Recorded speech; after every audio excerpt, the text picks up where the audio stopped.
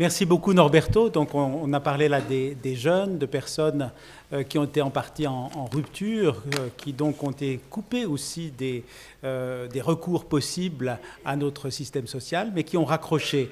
Par contre, l'énigme des personnes qui ne font pas recours aux ressources, aux aides, aux appuis, aux accompagnements qu'ils auraient droit, fait toujours l'objet d'interrogations croissantes. Maintenant, avec Barbara Lucas, qui j'ai vu tout à l'heure à la pause et qui va arriver, eh bien, Barbara Lucas, qui est une excellente collègue aussi de la Haute École de Travail Social, plusieurs associations, dont le CSP Caritas, mais aussi en collaboration avec l'Hospice Général et la ville de Genève, eh bien, nous avons souhaité donner la parole aux personnes concernées par ce non-recours. Et c'est ce que va nous aider à partager maintenant, Barbara, puisque c'est une des premières restitutions de cette longue enquête.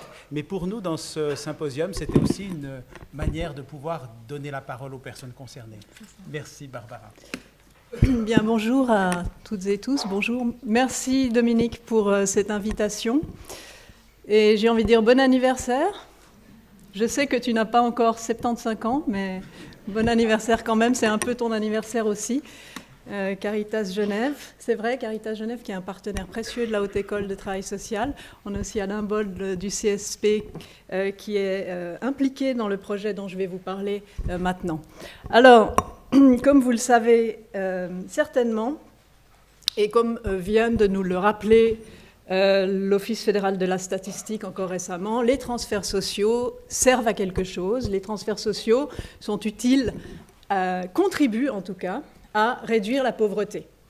Alors bon, on se serait dit oui, on s'attend à ce qu'avoir un peu plus d'argent rend un peu moins pauvre.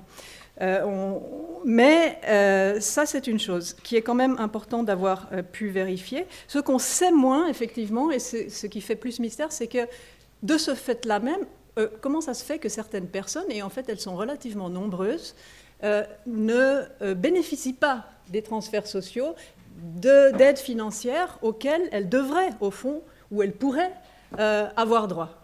Donc là, ça commence à être un peu mystérieux parce qu'on se dit, mais comment expliquer ce phénomène? Alors il y a de grands types d'explications qui, au fond, reflètent une certaine perception à la fois des aides publiques et à la fois des personnes concernées. Pour la faire très très courte, une des grandes familles d'explications consiste à dire qu'il y a un problème en termes de déficit, il y a un manque quelque part. Alors le manque, ça peut être un manque d'information, un manque de capacité linguistique, une difficulté pour certaines catégories de personnes à accéder aux aides. Et puis on peut retourner cette interprétation en disant le manque, il est du côté des institutions, il est du côté des politiques, il est du côté de l'État, il faut mieux informer, il faut ouvrir nos services, il faut travailler pour réduire ce manque. C'est vrai que c'est une des principales explications du non-recours. C'est aussi, en quelque sorte, la plus commode parce qu'elle permet d'agir assez facilement, entre guillemets. On voit assez immédiatement sur quoi on pourrait intervenir. Cependant, il y a quand même derrière cette vision-là une vision un peu déficitaire des personnes concernées qui sont justement en manque de capacité, en manque de quelque chose. Il y a d'autres approches qui mettent plutôt l'accent, et j'ai envie de dire ce sont les mêmes personnes qu'on va aller interroger, les mêmes personnes qui vous parleront de leur manque, vont dans le même temps vous parler de quelque chose d'autre, qui est de dire, mais en fait, en termes de calcul coût-bénéfice, ça ne m'intéresse pas. Mais c'est une autre façon de voir la chose. On l'a tous vécu. Est-ce que vraiment je vais faire toutes ces démarches pour qu'on me rembourse 3,50 francs? Non. Parce que le coût d'investissement est tel qu'on n'y va pas. Et des recherches tout à fait sérieuses, quantitatives européennes ont montré qu'effectivement, par exemple, le montant des prestations ou la durée des prestations est un des critères qui peut faire varier le recours ou le non-recours à cette prestation. Il faut que ça en vaille la peine par rapport à certains critères que les personnes ont. Donc, de ce point de vue-là, toute une série de choses comme des coûts psychologiques, des coûts en termes de stigmatisation, des craintes par rapport à des pertes de permis, des pertes de respectabilité, etc. Donc, en termes de manque ou en termes de calcul, ce qu'on a essayé de faire ou ce qu'on essaye de faire dans la recherche qu'on a menée, c'est d'explorer ces raisons-là, mais de se demander aussi, ou de prendre la chose autrement, et de demander, mais au fond, quel est le sens que les personnes qui ne recourent pas, ou qui recourent que partiellement à certaines aides sociales, donnent elles-mêmes à ce non-recours. Et donc, il faut comprendre quel sens ça a de demander une aide, quel sens ça a de demander ou de ne pas demander une aide financière. Et un des résultats dont j'aimerais parler aujourd'hui, c'est le fait que, très clairement, le rapport à la demande d'aide est différent quand il s'agit des hommes et quand il s'agit des femmes. Donc ça, c'est une des choses sur lesquelles je vais insister tout à l'heure. Quelques éléments pour ceux qui ne sont pas familiers avec le non-recours, simplement rappeler que donc on appelle le terme français non-recours, fait référence aux personnes qui ne bénéficient pas d'une offre de droit ou de service à laquelle elles pourraient prétendre. Et ce terme français est un peu mal choisi au fond parce que dans non-recours, on entend surtout la non-demande, je ne recours pas, mais il couvre aussi le fait de ne pas bénéficier de prestations. Il y a des personnes qui recourent mais qui ne touchent rien quand même. Donc il est très englobant ce terme français et donc il concerne toutes les personnes qui ne bénéficient pas, pour une raison ou une autre, de prestations, qu'elles soient financières d'ailleurs ou non financières. Là on va s'intéresser aux prestations financières, mais le non-recours concerne bien sûr aussi des prestations non financières. Quand je disais tout à l'heure que c'est un phénomène qui n'est pas négligeable, les travaux européens les plus récents et les rapports les plus récents estime le non-recours à, pour certaines prestations, entre 40 et 60%. Dans certains cas, on est bien au-dessus, dans d'autres, on est en dessous, mais disons que la fourchette, c'est 40 à 60% de personnes qui pourraient bénéficier d'une prestation qui ne la touchent pas. Et c'est particulièrement le cas dans le cas de prestations sous condition de ressources. Ce qui, du coup, questionne effectivement le design de l'aide. Qu'en est-il de la Suisse ? La Suisse s'est intéressée relativement tardivement à ce phénomène de non-recours, mais il y a désormais une dynamique importante de recherche sur ce sujet. Caritas a estimé, dans un rapport relativement récent, le non-recours en Suisse par rapport aux données relatives au taux de pauvreté entre 30 et 50%. D'autres chiffres plus récents et qui sont basés cette fois sur des données fiscales nous amènent pour le canton de Berne, qui est, je dois dire, vraiment précurseur en la matière. Nos collègues de la Haute École de Berne viennent d'estimer, Olivier Hublin, 26,3%. On est ici, cette fois, sur le taux de non-recours à l'aide sociale dans le canton de Berne, avec de très grandes différences entre les communes rurales et les communes urbaines, les taux de non-recours étant beaucoup plus importants dans les régions rurales. Pour Genève, je vous annonce qu'on va partir en 2018. Une première étude quantitative va être menée avec, il faut le dire, l'accord du canton de Genève, sur la base de données fiscales, elles aussi. Donc je pense qu'on est assez content d'avoir pu obtenir la possibilité d'effectuer cette recherche. Estimation donc quantitative du non-recours à Genève sous la direction d'Éric Créta, qui est un spécialiste des analyses statistiques de la pauvreté. Alors la recherche dont je vous parle maintenant, dont je vais vous parler, c'est une recherche qui est donc menée à la Haute École de Travail Social avec des partenaires comme, je le disais, Caritas, CSP, l'Hospice Général, la Ville de Genève, et qui s'intéresse plus spécifiquement au cas des familles en situation de précarité, qui résident en Ville de Genève et qui n'ont pas demandé une ou plusieurs prestations, qu'elles soient cantonales ou qu'elles soient municipales. Nous avons mené 39 entretiens auprès de parents, donc, dans des situations très diversifiées, mais qui sont toutes, si vous voulez, bien qu'étant non recourante, j'aime pas trop ce terme, parce qu'en fait, on n'est pas non recourant comme on serait, je sais pas, abstinent par rapport à l'alcool. c'est très rare le non-recourant absolu, c'est qu'à certains moments, on ne demande pas ou on s'éloigne, on se rapproche de certaines aides. Mais ce sont des gens qui sont dans une situation de précarité claire, de fragilité, comme le dit Serge Pogam, ou dans un rapport à l'assistance qui est un rapport, ou à l'aide qui est un rapport différé, en disant « j'essaye de faire en sorte que je n'ai pas besoin de demander ». Donc on est dans cette zone de vie extrêmement tendue, extrêmement fragile, où la question de la demande d'aide devient très très urgente, très saillante, et où ces personnes toutes se rejoignent sur le fait d'avoir, à un moment ou un autre, de ne pas avoir sollicité une aide financière dans le canton de Genève. Dans l'étude que nous avons menée, il y a toute une série de résultats qui confirment ce que la littérature nous dit concernant ces principales explications dont je vous ai parlé tout à l'heure. Notamment, donc je n'entrerai pas ici dans les détails, mais notamment toutes les questions qui sont essentielles, il faut le dire aussi sur le canton de Genève, très clairement, les enjeux autour de la non-connaissance ou de la mauvaise connaissance, mauvaise compréhension des critères d'éligibilité.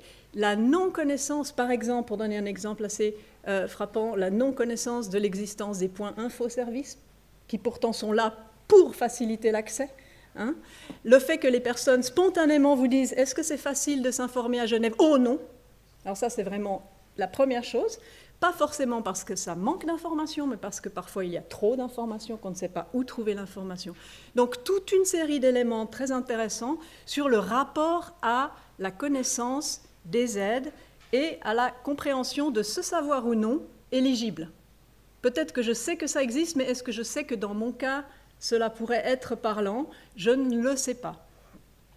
On a évidemment toute une série, et je dirais même plus que toute une série, on a une richesse de données assez impressionnante qui renvoie aux difficultés d'accès aux différentes administrations, aux différents services, c'est-à-dire qu'on peut ne pas souhaiter aller du tout, mais on peut aussi faire un premier pas, commencer une démarche, aller au service des prestations complémentaires famille, aller frapper à l'hospice général, aller demander une aide, et puis, en cours de chemin, on abandonne.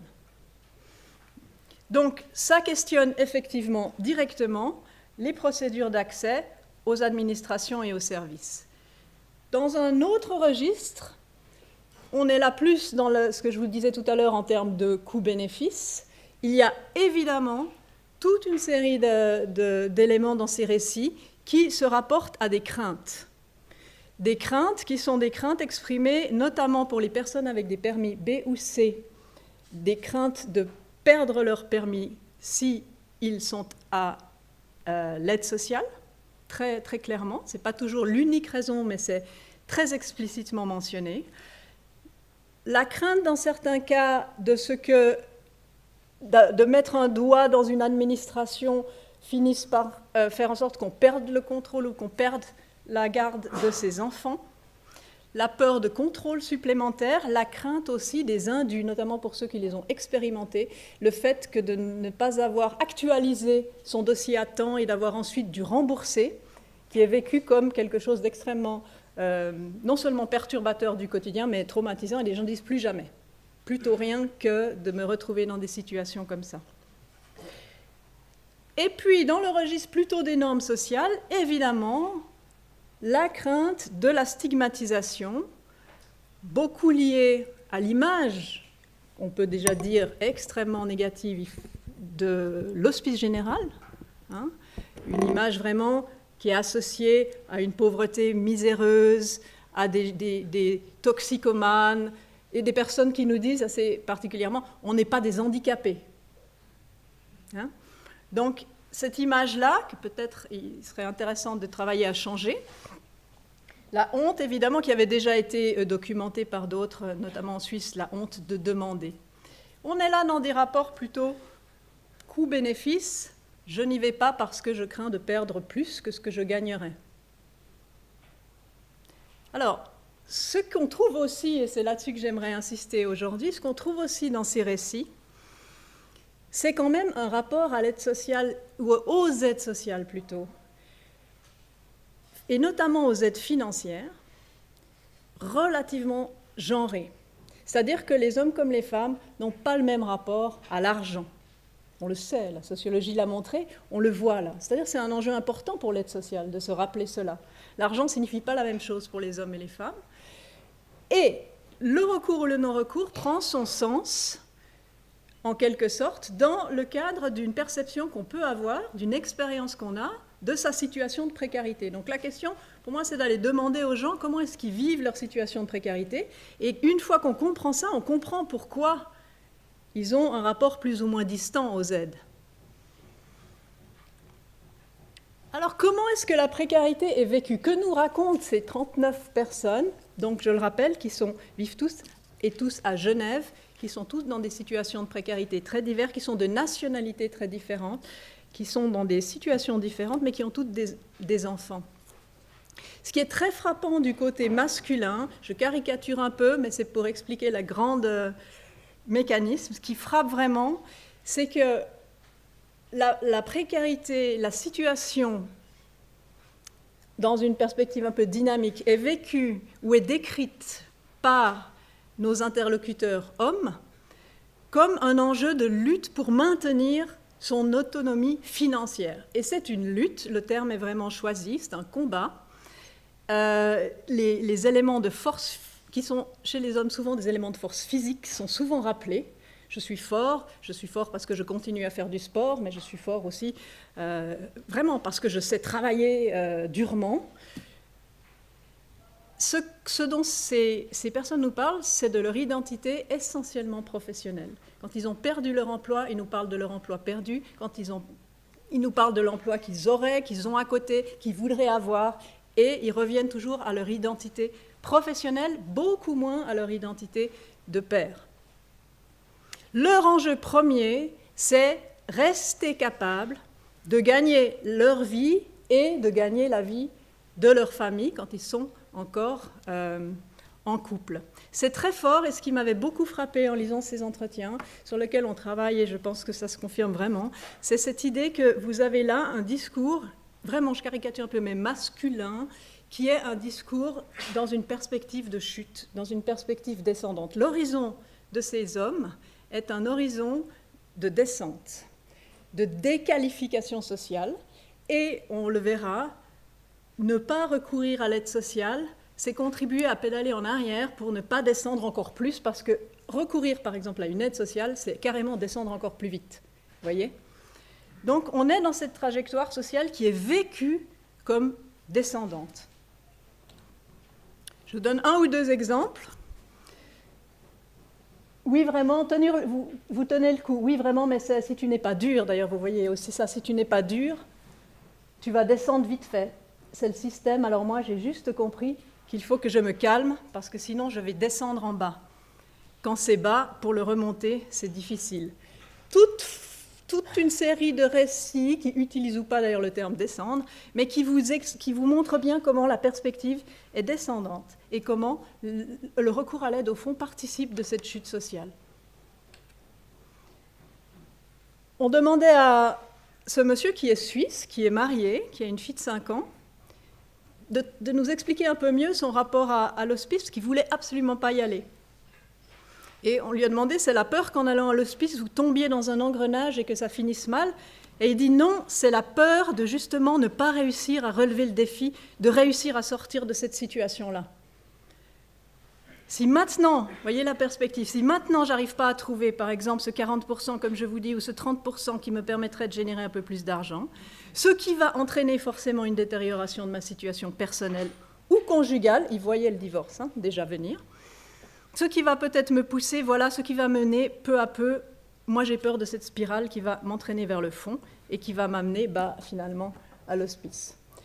Dans son cas, le plan B était vivre au Salève. Il avait déjà repéré la grotte dans laquelle il allait se retirer du monde, plutôt que d'entrer dans cette dynamique-là. C'est-à-dire un scénario de retrait social, assez élaboré.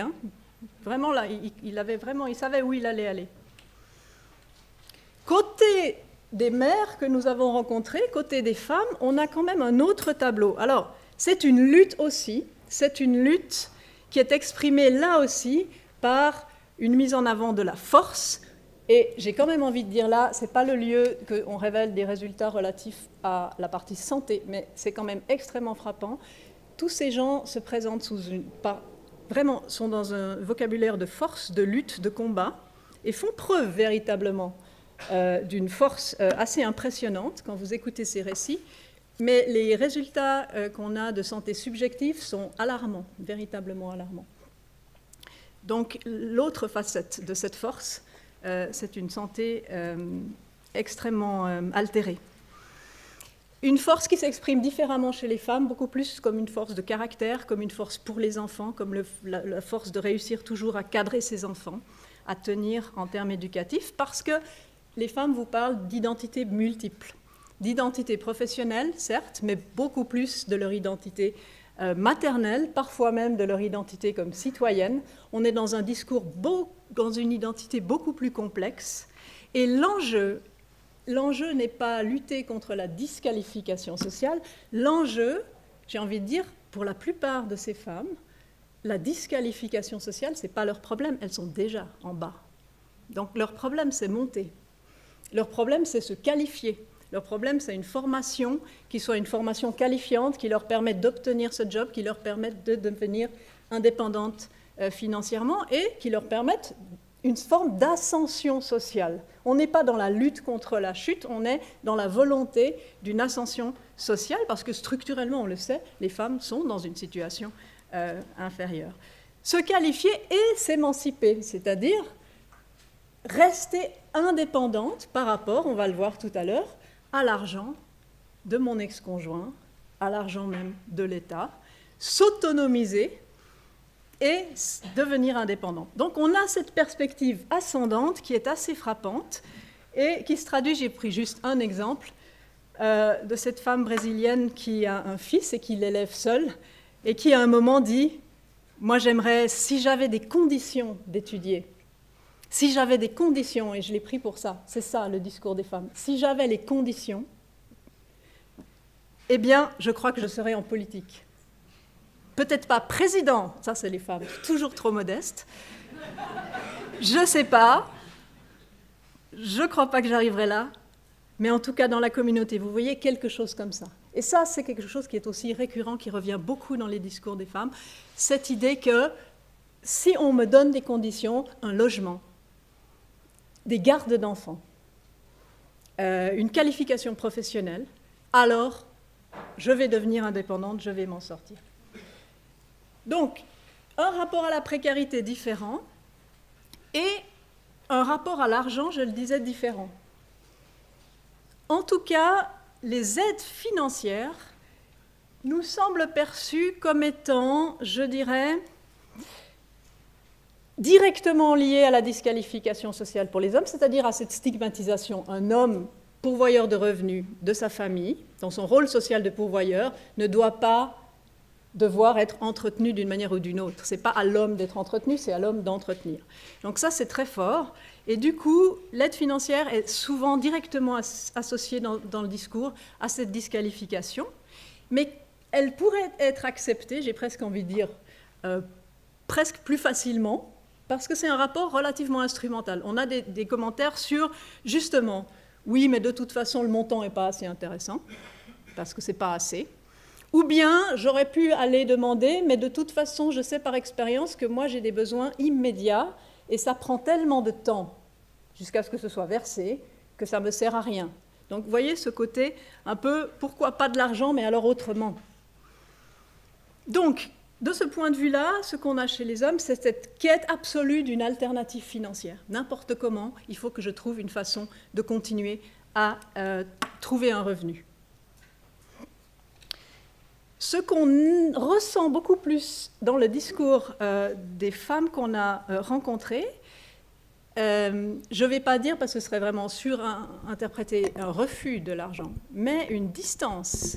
Quand vous parlez aux femmes argent, elles vous disent « oui, argent, mais ce n'est pas ça qu'il me faut ». Elles réorientent la discussion sur des besoins qui sont des besoins autres. Et elle ravive en quelque sorte cette idée que la réticence vis-à-vis de l'État, de l'argent de l'État, c'est ne pas vouloir être dépendante parce que ce qu'on veut, c'est une autonomie. On veut un emploi, on veut pouvoir s'émanciper en termes financiers, enfin devenir indépendante en termes financiers. Et ce qu'on veut, c'est ne pas, pour les cas qui sont nombreux évidemment de familles monoparentales, elles ne veulent pas substituer leur dépendance éventuelle à leur ex-conjoint qui finançait ou à leur conjoint qui finance ou qui finançait. Elles ne veulent pas remplacer ça par une aide de l'État. Et réciproquement, si on leur dit « Ah ben, allez, faites un procès à votre ex pour qu'il vous paye ce qu'on dit là, les charges, voilà », elles disent « Non, non, je ne veux pas. En gros, je ne veux pas de cet argent, ni de celui-ci, ni de celui-là. Je veux gagner, moi, mon indépendance. » Et l'offre, comme je le disais, est perçue, du coup, l'offre financière est perçue comme inadaptée. Donc, côté masculin, juste 2 exemples comme ça. Un qui vous disait, vous n'avez pas envie, non, si je peux demander un peu, comme de l'assurance, pas me payer l'assurance, seulement pour m'aider, excellent. Le reste, je peux le payer, mais pas l'hospice pour me payer la maison. Ça, non. Donc, un peu de soutien, oui, mais pas un soutien qui me place en situation d'être entretenu, si vous voulez. Et la même personne plus tard, c'est pas bon déjà dans la tête, et ça vraiment une préoccupation terrible, ça, de se dire ça, je ne vais pas arriver à payer, il faut que je cherche quelque chose. Là, je commence à chercher. Il ne cherche pas, il cherche. Et si je ne trouve pas, vous voyez venir aussi cette perspective descendante. Côté femme, 2 exemples pour illustrer ce besoin d'indépendance, à la fois vis-à-vis de l'argent, disons, qui exprimerait une forme de domination des hommes sur les femmes, et d'autre part d'un argent qui ne servirait pas à leurs aspirations au fond, qui ne répondrait pas à leurs attentes. Une femme qui évoquait le fait qu'elle aurait facilement pu épouser un mari plus riche. Plusieurs même, plusieurs. Elle laisse entendre ça tout à fait clairement et elle dit « Voilà, je ne suis pas de celle qui... Parce qu'un homme qui a le pouvoir, qui a l'argent, ça veut dire que vous allez marcher comme il veut. » Tout à fait explicite. Je ne veux pas de cet argent. Et ça ressort vraiment, quelles que soient les nationalités et quelles que soient les situations, cette idée que cet argent va me remettre dans un rapport qui est un rapport de pouvoir. Je ne veux pas, je veux m'émanciper de ça. Et puis l'autre côté, mais moi, ce n'était pas une question, donc une femme qui est allée pousser la porte de l'hospice, sachant pas trop, parce que ce qu'on voit, c'est que les gens, ils vont pousser des portes pour demander de l'aide. Mais ils ne savent pas quelle aide exactement, au sens de telle et telle prestation. Ils vont demander une aide. Je n'allais pas à l'hospice général pour de l'argent. J'allais à l'hospice général pour m'aider à retrouver une situation, un logement, ce genre de choses qui était le plus important. Et n'ayant pas trouvé d'écoute à ce moment-là, ou n'ayant pas trouvé ce qu'elle attendait à ce moment-là, on a déduit qu'au fond, sa situation n'intéressait personne et que de toute façon, ce n'était pas là qu'elle trouverait de l'aide et qu'elle n'avait rien à attendre de ce côté-là.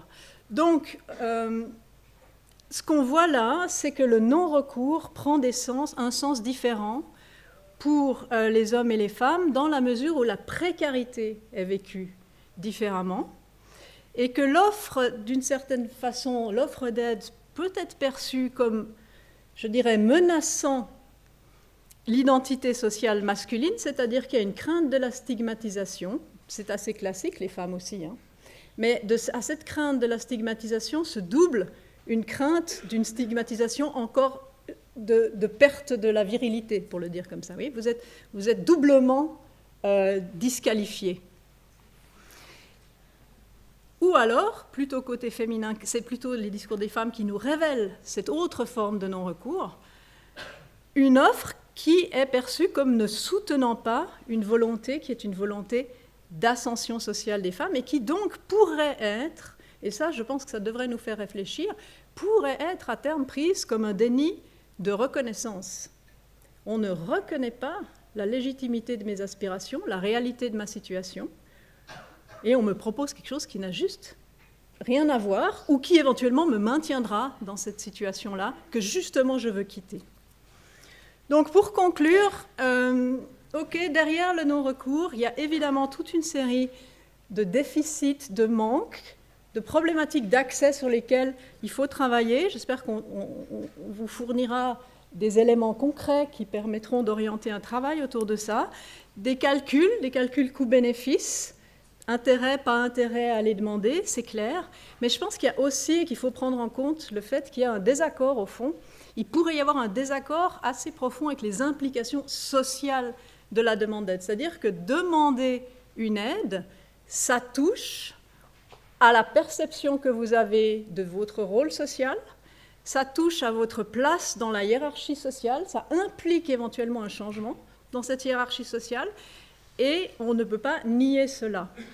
Et si on ignore cela, je pense que les politiques sociales ou les politiques de lutte contre la pauvreté qui feraient abstraction complètement de cette dimension qui est vraiment sociale, peuvent au fond, non pas, on le disait tout à l'heure, elles contribuent à réduire la pauvreté, mais pourraient bien générer une forme de pauvreté, peut-être pas massive, mais néanmoins significative, du fait qu'elles contribuent à générer des formes de mise à distance et donc de non-recours à ces aides.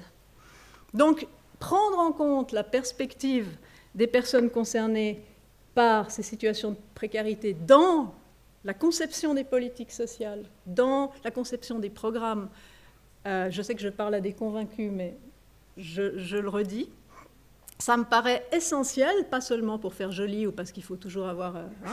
mais parce qu'on n'a pas seulement un enjeu là de diminution ou de réduction de la pauvreté, qui est un des enjeux des politiques sociales, mais on a deux enjeux majeurs, il me semble. On a un enjeu d'intégration sociale, parce que si cette stratégie de retrait de certaines personnes, dont je vous disais, devient importante, on va vers une division et une exclusion de certaines catégories de population, produites par des politiques en quelque sorte aveugles. Et on a un enjeu, ce que révèlent à mon avis les témoignages des femmes, on a un enjeu en termes de confiance dans les institutions. Tout ça étant aussi assez documenté en Europe, c'est-à-dire on sait aussi le défaut ou le danger de défiance par rapport à l'État social. Et on a, je crois, et nos entretiens confirment, un potentiel de confiance extrêmement important en Suisse, extrêmement important à Genève. Le potentiel de confiance est énorme, mais il n'est pas non plus... Vous voyez, il peut aussi s'éroder. Et à travers ce que je suggérais comme étant un déni de reconnaissance de certaines situations, notamment la situation des femmes, je pense que c'est quelque chose que pour un État social, c'est très important de tenir compte de ça. Voilà, merci beaucoup pour votre attention.